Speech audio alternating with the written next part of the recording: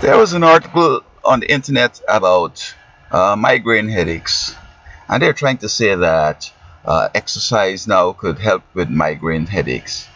And as a layman, but someone who has an avid interest in medicine, I want to jump off and speculate on what I think is causing migraines. Now, don't take what I'm saying serious because I ain't no doctor and you're going to try something and end up dead. Don't, as a matter of fact, I'm not making no contract with you. So I'm not contracting with you that I'm advising you so you're going to use what I say and harm yourself. Okay, I'm just, shouting them out here with something that I'm trying to put a little sort of intellectual sort of thing on it. Okay, but as I said, I have no contract with nobody. Don't try this and die or whatever. Okay, so my point is this: I like to find out why am I having a headache.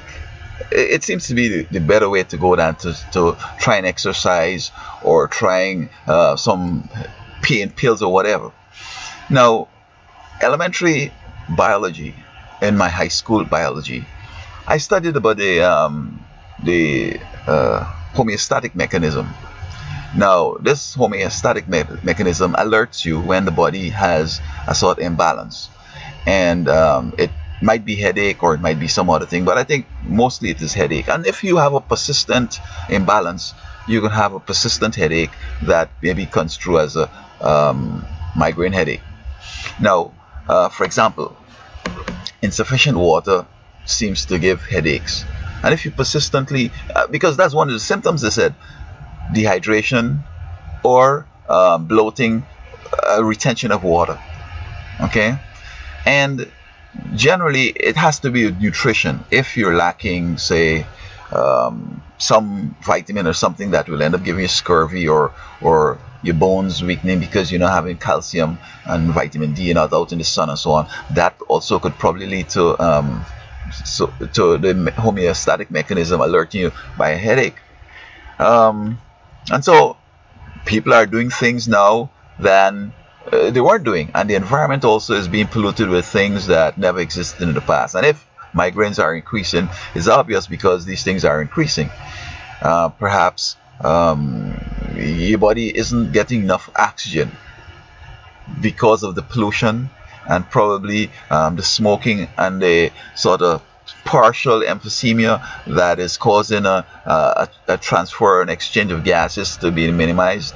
And so that insufficient, I mean, you would think that insufficient oxygen might lead to collapse, unconsciousness, and the whole 9 yards. But perhaps bordering around there, the body's alerting you that I'm not getting enough oxygen. People are using drugs, alcohol. Now marijuana is becoming legal and folks think that, oh man, this is so good. I just can't believe that folks who go to college, have an education, and yet will be courting things that are potentially dangerous. Okay, they say it's for medicine. You might have some terminal illness and helps with the pain and so on. Okay, so when these folks doing it for recreation, is it that it's because of a medical condition, or some people going to get the prescription and getting diagnosed as having the need for marijuana and so on, which is just a game to be able to be legal, to have it down the road so the cops won't take them to jail, and these things could be causing headaches.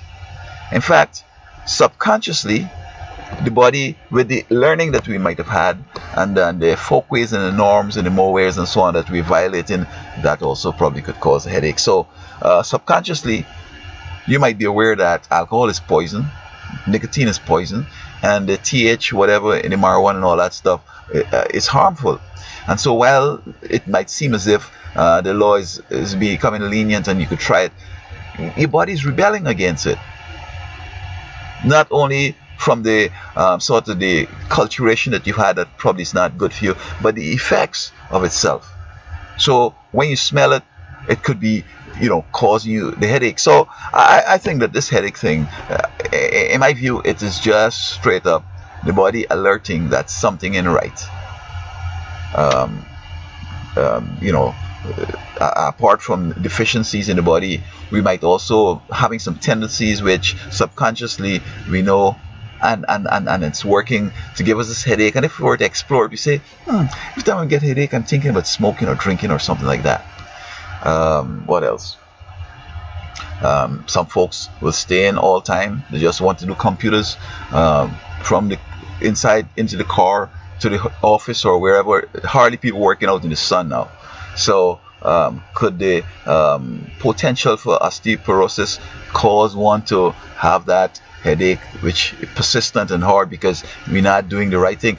And if I were a doctor and I have these clients here and this is helping to pay the rent and so on and so forth, and this person here is coming in with this headache thing, I'm not sure whether I will say, I know this person needs more water, and say maybe you should try these pills and see, whenever the pain comes on, try these pills, when I know that if this person were to drink more water, that the balance would be okay and the homeostatic mechanism will alert him to something else. But at least this one or this phase is kind of history. I don't think a doctor is going to do that, but maybe the education is so deficient that he doesn't even realize that, because he of himself don't understand that.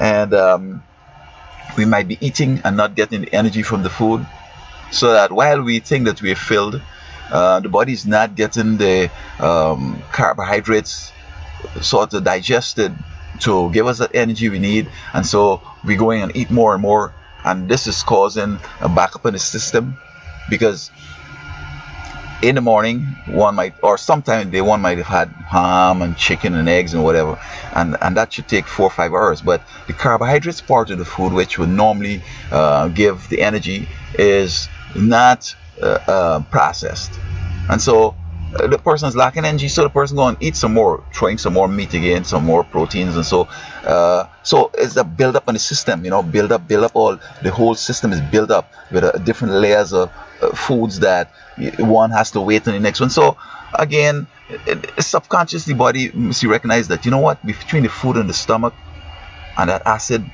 there's this foam, and maybe the organ that produces that foam is tired and want to quit, but you know what, the body is going to try to as much as possible to help itself. It's not going to quit on itself, so that it's diminishing efficiency and whatever. All these things could be causing migraine. So I think that folks need to take the education serious, put the biology and what we have discovered so far into practice, and I think that many people will be sort of relieved of this sort of a chronic headache and stuff like that. But as I said, I know medical doctor, and I'm sure many medical doctors would disagree with me, but I mean, just think about it, okay? I'm just trying to show that some of these things might be just common sense.